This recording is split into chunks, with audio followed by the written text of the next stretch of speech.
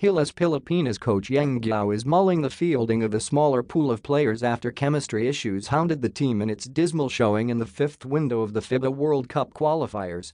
Guiao had difficulty finding the right mix in the recent window that saw Gilas losing to Kazakhstan and Iran at the Mall of Asia arena in games that were decided in the final minute. Getting dubbed as one of the best pools ever formed became a curse for the latest batch of Gilas players, prompting Guiao to ponder which players will be suitable to his style of play for the decisive sixth window of the qualifiers. The Philippines, which dropped to fourth place at 5-5 in Group F, needs to beat Qatar and Kazakhstan on the road and hope for favorable results of the other games in its own bracket, and in Group E to secure qualification to the World Cup in China. The top three teams in each group and best fourth-place squad will join China as Asia's representatives in the World Cup. I guess one thing we should take a look at is keeping the team together longer for international competition, Guiao said after Monday's 78-70 defeat to Iran. I was actually suggesting that let's decide once and for all who the national team players are and not keep naming a pool. We always have a pool every time there's a window. Coming into this one, we had 20.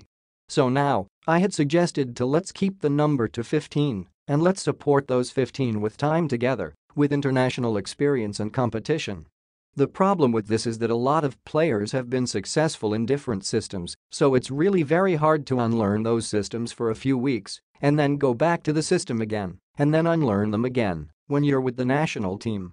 So I think that's the problem that we have to solve, added Guiao. Chemistry wasn't an issue for Guiao during the Asian Games and the fourth window of the qualifiers, with the majority of the players in both tournaments already familiar with his play. But the return of Junmar Fajardo and Greg Slaughter from injuries and Jason Castro and Troy Rosario from suspension, as well as the additions of Arwin Santos and Latunorio, were something Guiao couldn't pass up as PBA teams loaned their players for the national cause.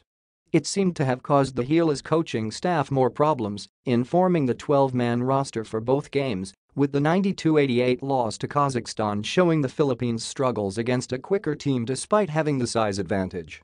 Gilas balanced things out against Iran but couldn't sustain an 8-point lead in the fourth quarter when Iran mounted a comeback to score a famous road victory.